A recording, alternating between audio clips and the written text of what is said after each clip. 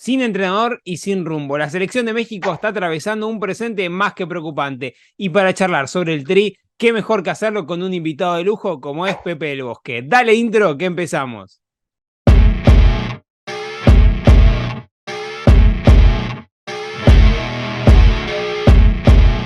Bienvenidos al canal de Fútbol y Pizarrón. ¿Cómo les va, gente? Tanto lo pidieron y hoy cumplimos. Trajimos nuevamente un invitado para poder charlar de una selección latinoamericana que en este caso no está atravesando su mejor momento como es México. Pero antes de presentarlo a él, le voy a dar la bienvenida como siempre a Rodri. ¿Cómo estás, amigo? Ayrton, ¿cómo estás? Un saludo para vos y para todos los seguidores. Hoy le toca al Tri, al equipo hoy del Jimmy Lozano, pero bueno, vamos a analizarlo con un gran periodista. La verdad que tenemos el orgullo de tener a alguien muy prestigioso para nosotros también, ¿no? Hay que decirlo, para la gente, pero también para nosotros. Así que bueno, te paso la pelota, Ayrton, así lo podés presentar como se debe. Así es, Rodri, como hace tiempo veníamos queriendo hablar con él y bueno, como dijiste, hoy nos acompaña para hablar del Tri Pepe del Bosque, periodista, comentarista, creador de contenido, analista táctico, bueno, mucho más, un currículum envidiable. Gracias por este tiempo, Pepe. Es un placer realmente para nosotros tenerte acá en esta comunicación. No, gracias a ustedes, de verdad, a Ayrton, a Rodri y a toda la comunidad. Situación complicada, ¿no? La que atraviesa el equipo mexicano, ya lo platicaremos a fondo, pero es un placer estar con ustedes. Gran nombre, ¿eh? Ayrton es un gran nombre.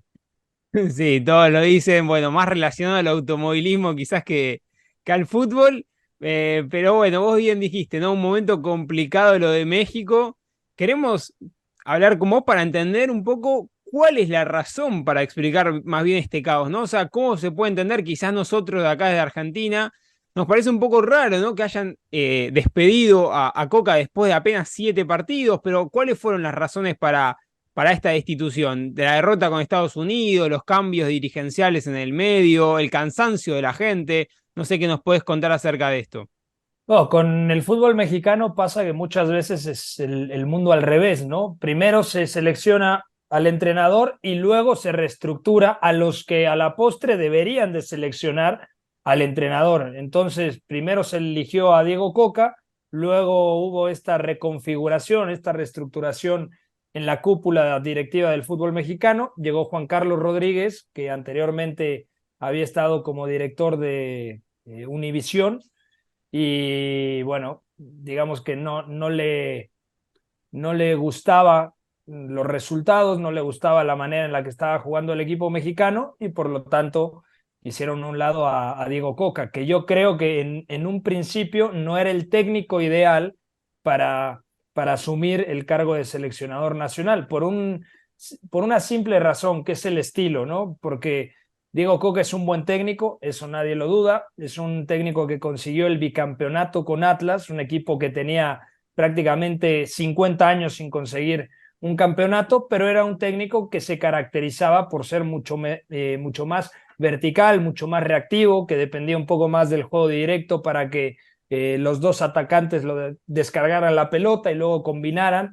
Y normalmente los escenarios que más se enfrenta la selección mexicana es cuando tiene que sacar a relucir su mejor versión de ataque posicional, es decir, cuando tiene que llevar la iniciativa ante rivales que le ceden la posesión de pelota, sobre todo por el tipo de rival que enfrenta, llámese Nicaragua, El Salvador, Honduras, incluso ya Costa Rica, Panamá o los Estados Unidos. Entonces, si no te dan tanto, si no te quitan mucho tiempo la pelota y te la dan, tú tienes que tener los recursos suficientes para poder abrir un bloque bastante compacto y cerrado.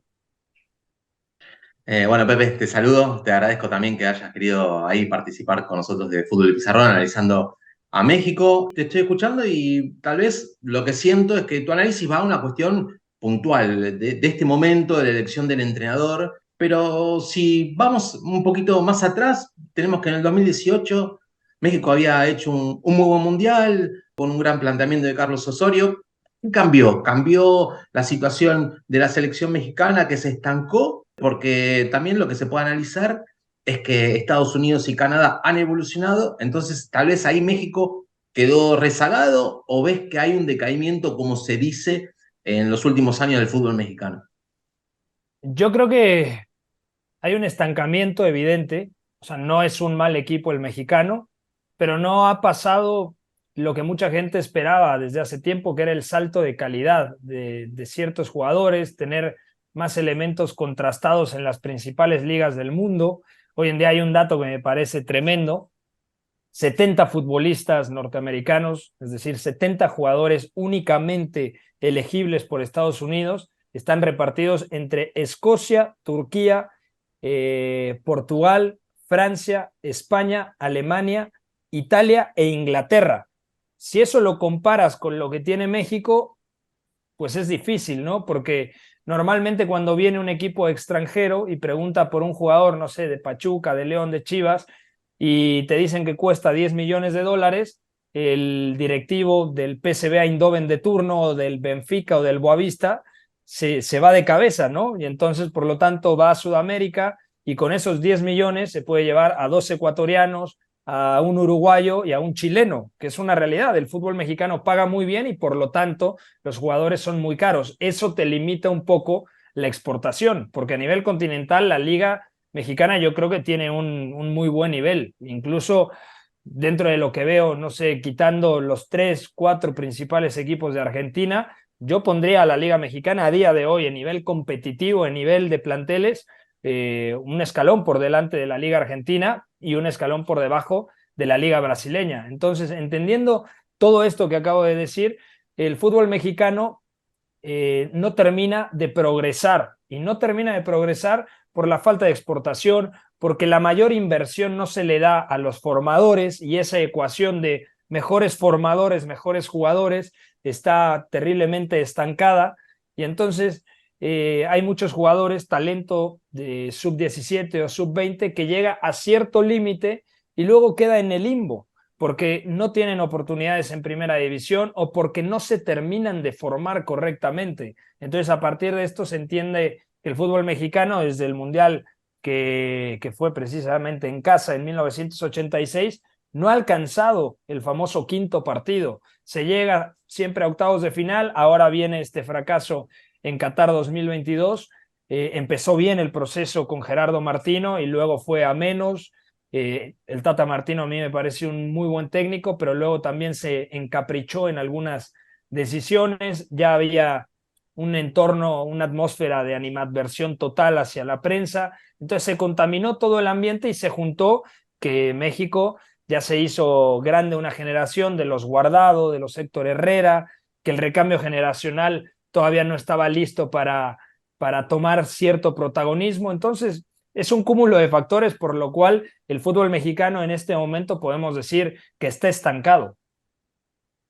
Y te tomo esto que estás hablando de los formadores, los entrenadores. Justamente ahora, con la salida de Coca, se da la llegada de Jaime Lozano, que había tenido una muy buena participación en la selección con la medalla de bronce en Tokio 2020. ¿Vos ves con posibilidades de que, al margen de que haya sido nominado como entrenador interino, lo ves con chance de quedarse? Algo parecido, porque se habla mucho también de esta identificación con Scaloni cuando llegó a la selección argentina, que se hablaba de la falta de experiencia. Bueno, ¿ves con posibilidades de que si hace un buen papel en la Copa Oro se quede o elegirán otro entrenador? Y si eligen otro entrenador, ¿quién lo va a elegir? Como vos decís, los dueños de los grandes clubes, sabemos, como dijiste vos, de Juan Carlos Rodríguez, el presidente, que también quiere tener su peso en la elección. ¿Qué tipo de perfil, no? Porque también hay otro tema ahí, si será alguien del medio local, como en su momento fue Herrera, como en su momento también el Vasco Aguirre, o se nombraron Nacho Ambriz,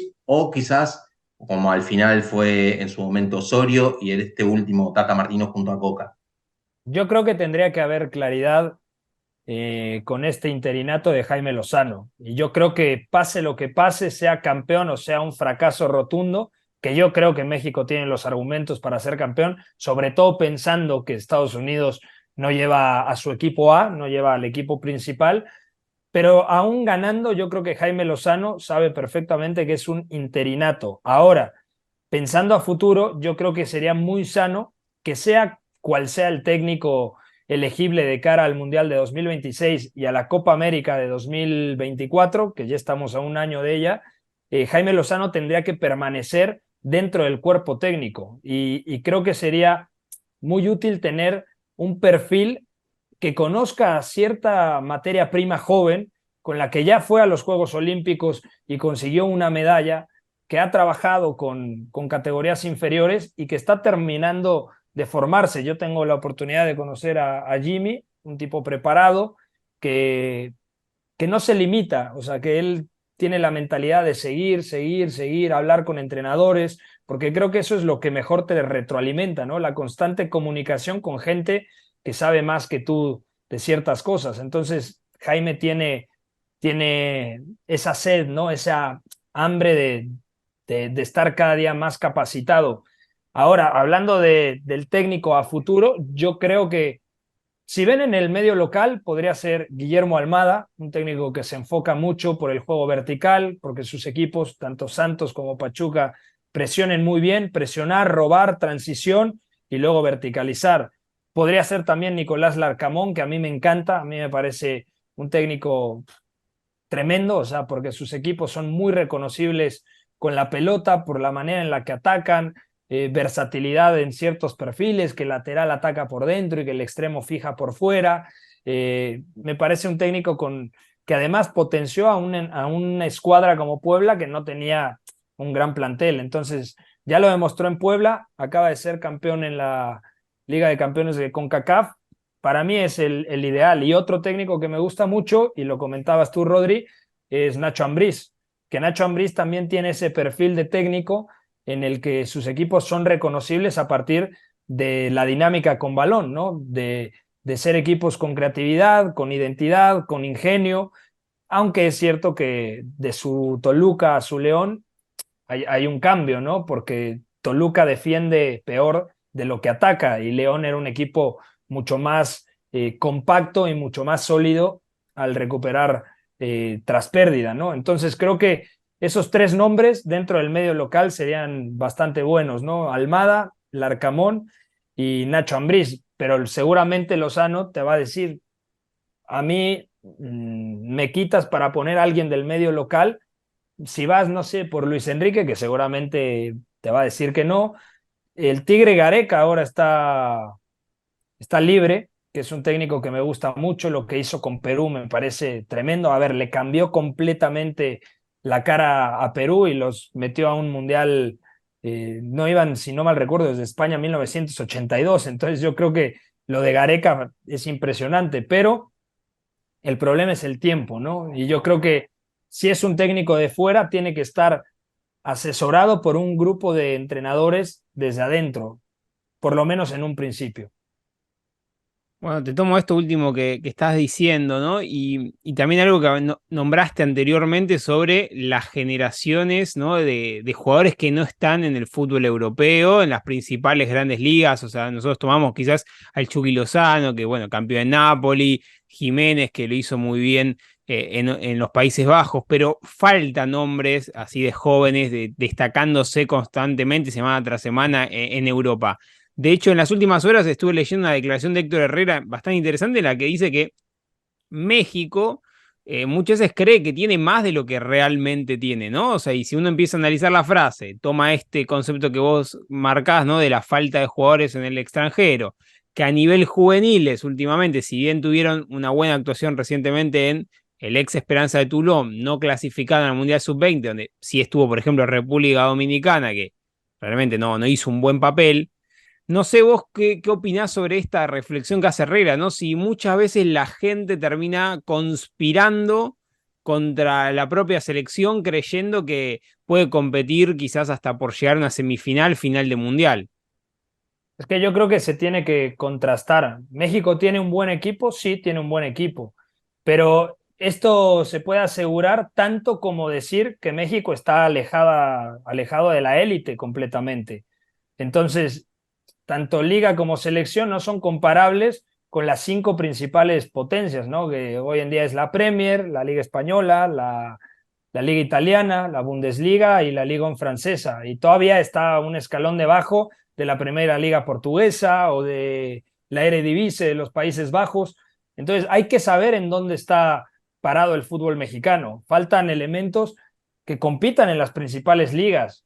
Falta que haya tres Edson Álvarez en el Ajax, ¿no? Falta que, deja tú el Chucky Lozano que juega en el Napoli, pero falta, no sé, un jugador en el Torino o en la Sampdoria o en el Sassuolo o en el Empoli o sea, que tú prendas el televisor un fin de semana y tengas de verdad 15, 25 opciones de ver a futbolistas mexicanos afianzados en las principales ligas europeas. Y eso no pasa. Luis Chávez, por ejemplo, ya superando la barrera de los 25 años, podría llegar al Feyenoord, pero a los 25 años es complicado porque ya tardó por lo menos 3, 4 años en poder dar un posible siguiente salto, ¿no? Edson Álvarez, que suena para el Borussia Dortmund o para el West Ham, ¿por qué precipitarnos y por qué no decir, a ver, juega y es titular en el Ajax de Ámsterdam, que es un muy buen equipo, que ahora no va a jugar Champions, pero va a jugar Europa League,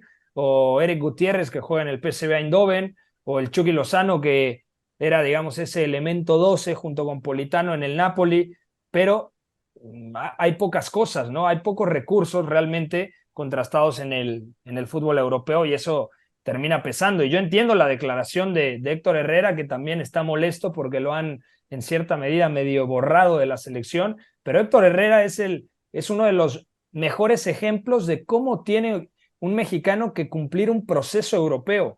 Va al Porto, después de que sale campeón en los Juegos Olímpicos, la rompe en el Porto al grado de que luego termina siendo capitán, lo ficha el Atlético de Madrid, tiene un par de temporadas positivas, incluso sale campeón con el Atlético de Madrid, el Cholo Simeone habla con él, lo iban a renovar y él decide también por un tema de estabilidad económica, familiar, lo que sea, bueno, ya pasando la barrera de esos 32 años, irse a Houston, ¿no? Que también es justificado, pero ¿cuánto tiempo estuvo en Europa? ¿Cuánto tiempo compitió?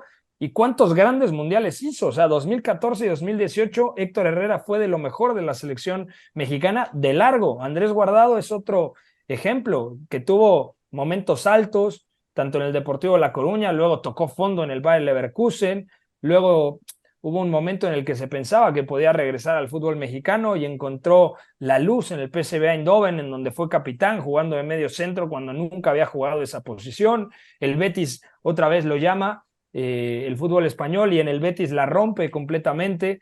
Es un ídolo del Benito Villamarín y lo quieren muchísimo. Entonces, esos dos ejemplos, tanto de Héctor Herrera como de Andrés Guardado, creo que es el camino que tendría que seguir todo futbolista mexicano que quiere asentarse en la élite del fútbol europeo. Bueno, Rodri, no sé si vos tenés alguna pregunta cortita más para cerrar esta charla, así ya le vamos dando un marco final a esta conversación.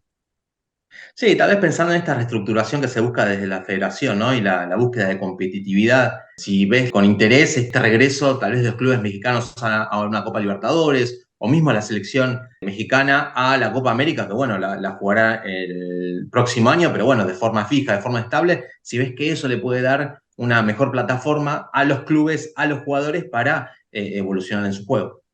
Totalmente, el roce competitivo, el barro, el lodo de la Copa Libertadores, eso te da un rodaje competitivo impresionante y por ahí de repente te encuentras un gran equipo en Ecuador o no sé, de repente te encuentras un Barcelona de Guayaquil que está muy bien o luego un Olimpia de Paraguay o luego un Peñarol tremendo en Uruguay o no sé, en Bolivia un, no sé, de Strongest o lo que sea.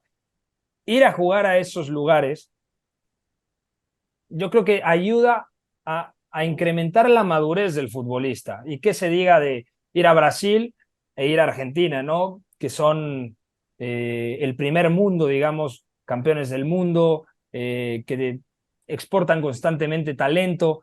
Yo creo que ese rodaje competitivo es fundamental para la evolución del jugador mexicano, pero desafortunadamente en el fútbol mexicano la cúpula directiva está preocupada más por hacer negocios con el vecino del norte, porque sabemos que es una derrama económica brutal por la cantidad de paisanos que están en los Estados Unidos y, y se preocupan menos, ¿no? Por intentar regresar a la Copa Libertadores, que yo tengo fe que en algún momento pueda suceder eso en Libertadores, en Sudamericana. Y en Copa América, bueno, Copa América normalmente México era un equipo que competía bastante bien, o sea, desde aquel subcampeonato en 1993, y casi siempre, si uno revisa, estaba entre cuartos de final, semifinales. Claro, Brasil y Argentina eran los dos principales candidatos, pero de repente estaba, ok, que Colombia viene una generación fuerte, que Uruguay viene una generación potente, o que Bolivia es anfitrión, pero siempre México estuvo ahí. Entonces, yo creo que eso también es un buen parámetro para entender dónde está el fútbol mexicano y desde dónde viene, ¿no? México no es una potencia como Argentina y Brasil, está clarísimo, pero es una selección potente a nivel continental que hoy en día ya tiene que preocuparse más porque Canadá ha crecido, porque Canadá desde 1986 no iba a una Copa del Mundo y hoy tiene a 7, 8 jugadores que Eustaquio, que Jonathan David, que Alfonso Davis, contrastados en las mejores ligas del mundo, y que Estados Unidos también ha crecido muchísimo al grado de poder decir que hoy Estados Unidos como proyecto y en cuanto a talento individual ya está un pelín arriba de la selección mexicana, ¿no? Entonces eso te obliga a crecer, ¿no? Y a evolucionar. Sí, muy bueno, muy buenas reflexiones, Rodri. Que creo que podríamos hablar toda la tarde con Pepe, pero bueno, no te queremos tampoco robar más tiempo a vos. Y bueno, Pepe, como decimos siempre a cada invitado que pasa, es un placer para nosotros poder darnos el gusto de charlar unos minutos con la gente que más sabe, con la gente que está todo el día ahí detrás de la información y del análisis de sus selecciones. Así que gracias por estos minutos, Pepe. No, gracias a ustedes por esta catarsis, ¿no? Así lo podemos titular, catarsis mexicana. De verdad lo valoro mucho la invitación y les mando un fuerte abrazo. Bueno, Rodri, como siempre decimos, a la gente que nos está viendo del otro lado, que comenten el video, que dejen sus opiniones sobre la selección de México, si creen que los equipos mexicanos estaría bueno que vuelvan a la Copa Libertadores, bueno, qué jugador joven le gusta de México, todo déjenlo en los comentarios, dejen un me gusta si este video llega a más personas y suscríbanse al canal, así seguimos incrementando esta comunidad que crece semana tras semana. Y Rodri, como vos siempre te digo vos también, gracias por todo. Un placer, Ayrton, haber hecho esta catarsis, como dijo Pepe, que le agradezco un montón porque la estima que le tengo es un montón. No nos conocemos personalmente, pero bueno, tuvimos la oportunidad ahora, junto a todos los hinchas mexicanos, de poder conocernos e intercambiar unas palabras sobre el Tri. Voy en Y diciembre, ¿eh? Voy en diciembre. Si ustedes están dispuestos, ahí nos vemos, nos comemos un asado, un par de cervezas o más y con todo gusto. así es, Pepe, te invitamos un asado, un fernet, así también podés disfrutar de la cultura argentina. Y bueno, y a todos ustedes quedan invitados, pero no al asado, sino a que vean este video, a que disfruten, a que comenten y bueno, suscríbanse al canal, activen las notificaciones, así les llega toda la información de nuestro canal. Nos vemos en la próxima con mucho más. Chau, chau.